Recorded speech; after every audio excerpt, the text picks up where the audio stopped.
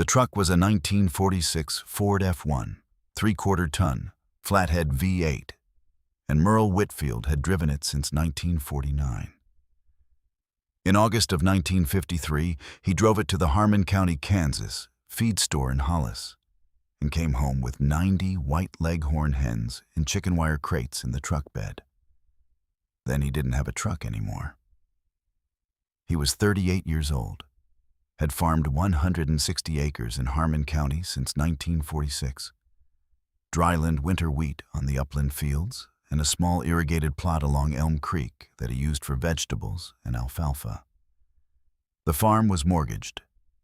The note at the First National Bank in Hollis was $4,200, taken out in 1946 when he'd bought the property from an estate sale. The payment was $47.50 per month. He'd been making it for 7 years. The truck deal had been arranged over 6 weeks. The feed store owner, a man named Ira Moss, had been trying to reduce his flock. He kept laying hens as a sideline to the feed business, and the sideline had grown past what he wanted to manage. He had 140 hens. He wanted to get down to 50. He was willing to part with 90 Rhode Island Reds and white leghorns. He preferred the Reds for their temperament, the leghorns for their production, and he'd mix the two, in exchange for the Ford, which he needed for feed deliveries. Merle had thought about the deal for 6 weeks. He'd looked at the truck's market value, $420 from a private buyer, maybe $380 from a dealer. He'd looked at what 90 laying hens could produce. White leghorns ran 280 to 300 eggs per hen per year under good management. Rhode Island Reds ran 250 to 270.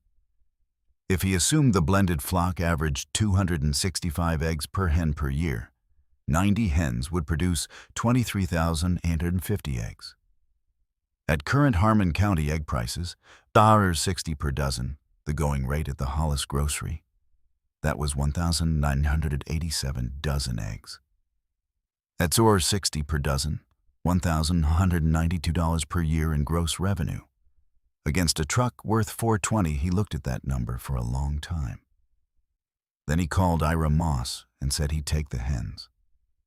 His neighbor across the county road, a man named Dale Pruitt, heard about the trade at the co-op the following week. He drove to Merle's place on a Saturday morning and looked at the 90 hens in the small equipment shed Merle had converted to a chicken house over 3 days. Dale said Merle had given up a good truck. Merle said he hadn't needed the truck as much as he'd needed the cash flow. Dale said you couldn't drive a chicken to town. Merle said he was going to borrow Dale's truck when he needed it. Dale said he supposed that was all right. He drove home. He mentioned the trade to 3 people at the grain elevator the following week. The 3 people mentioned it to others.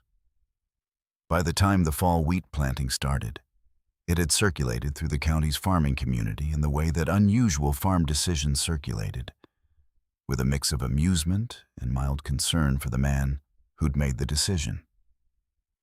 Merle heard about the circulation from his wife Audrey, who had been to the grocery store in Hollis. He said he'd heard worse. She said she supposed that was right. She'd been supportive of the hen trade because she'd seen Merle's arithmetic on the kitchen table, and the arithmetic had looked convincing. She'd also noted, without him asking her to, that the eggs would be their business to manage rather than a payment to a bank or a crop price set by the Chicago Board of Trade. That observation had been the one that settled it for Merle. He'd converted the equipment shed in 3 days with materials already on hand. The shed was 16 by 24 feet, concrete floor, wood frame walls with board and batten siding that kept the wind out reasonably well. He'd insulated the north wall with straw bales stacked against the exterior, a temporary measure that turned out to last 4 winters. He built 15 nesting boxes from scrap lumber in the back section, 4 nesting positions per box, 60 total positions for 90 hens. The standard recommendation was 1 nest per 4 to 5 birds. He built roosts from 2-inch diameter wood dowels he'd found in a pile of salvage lumber behind the shed. The waterers were 3 5-gallon galvanized font waterers he'd bought at Ira Moss's feed store on account, $1.40 each, billed against his first egg check. The feeders were tin troughs he'd made from flashing material, bent to a trough profile over the knee of the barn door and nailed to a 2x4 rail.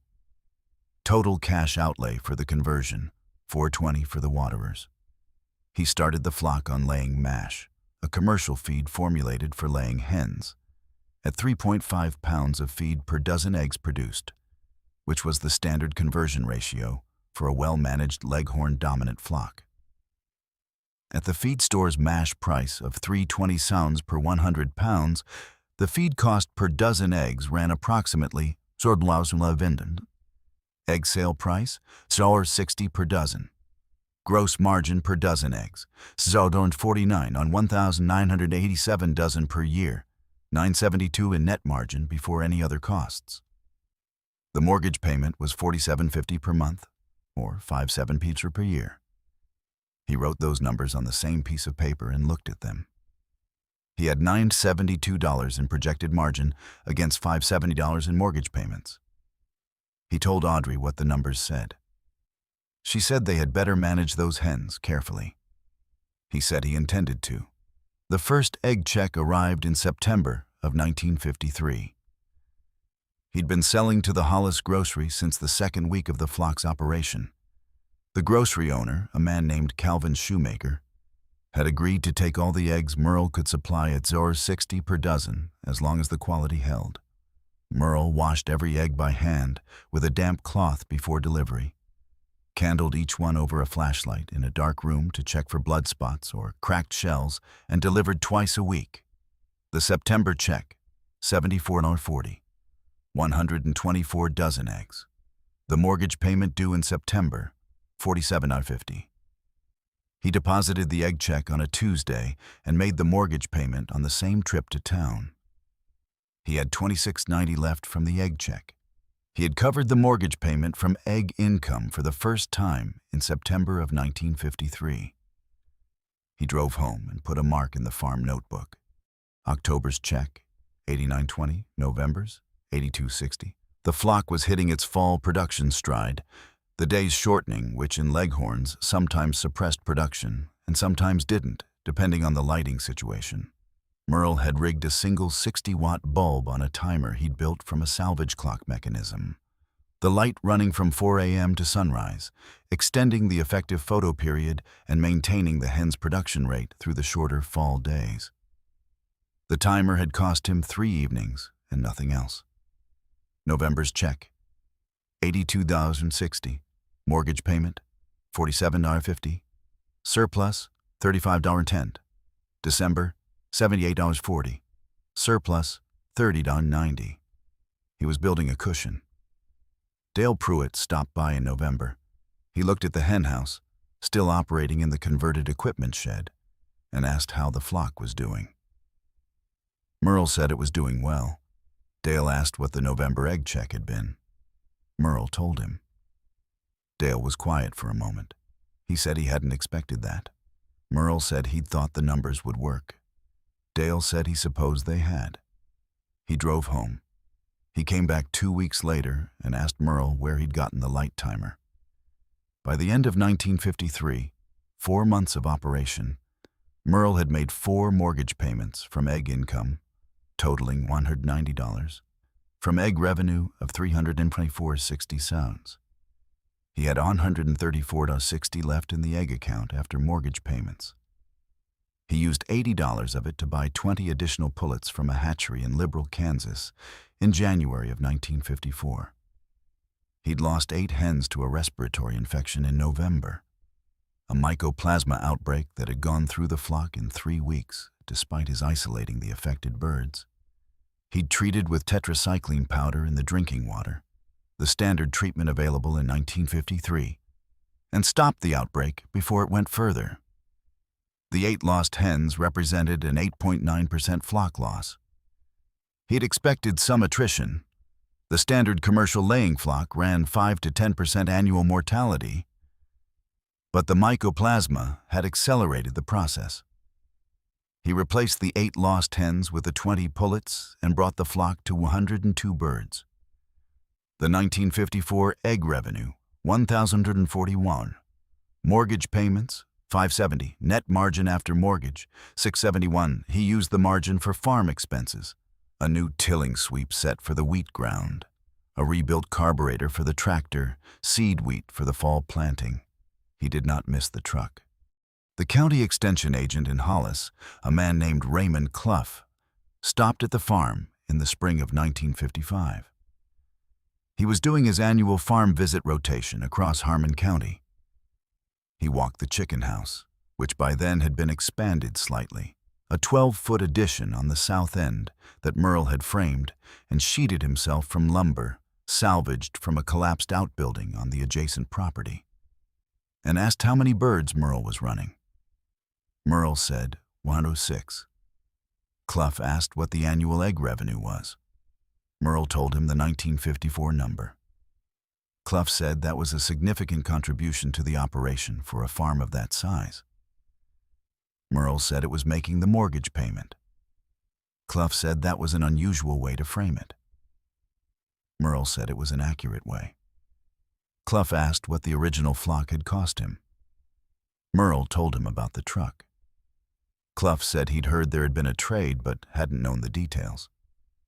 He looked at the flock for a while. He said the Leghorn Rhode Island Red Cross was a good production combination. Merle said Ira Moss had arrived at it over several years of trying different breeds. Clough said that was worth knowing. He included the Brant Farm. He wrote the name incorrectly in his report, calling it the Brant operation rather than the Whitfield operation.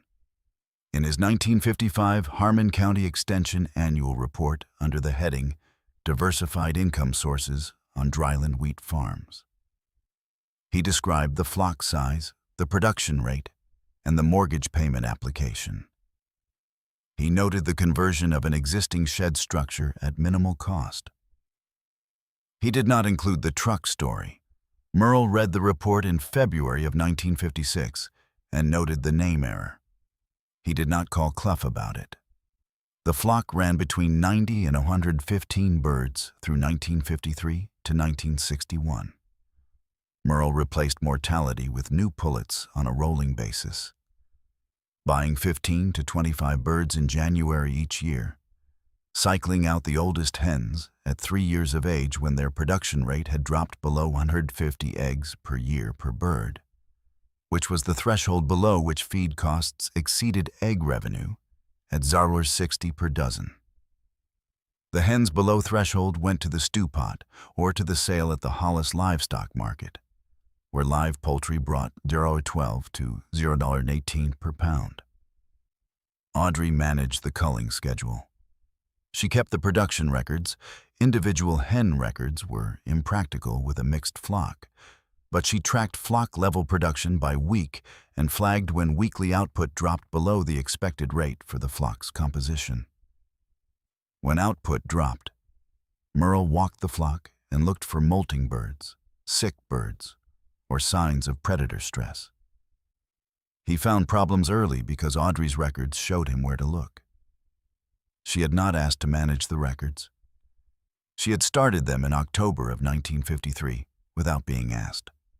The mortgage balance in January of 1962 was $3 and the original $4,200 note from 1946, paid down across 16 years of $47,050 monthly payments. 7 years of income from the farm's wheat and alfalfa. 9 years of income substantially supplemented by the hen flock. He made the final payment in October of 1962. The First National Bank in Hollis sent a release of mortgage by certified mail.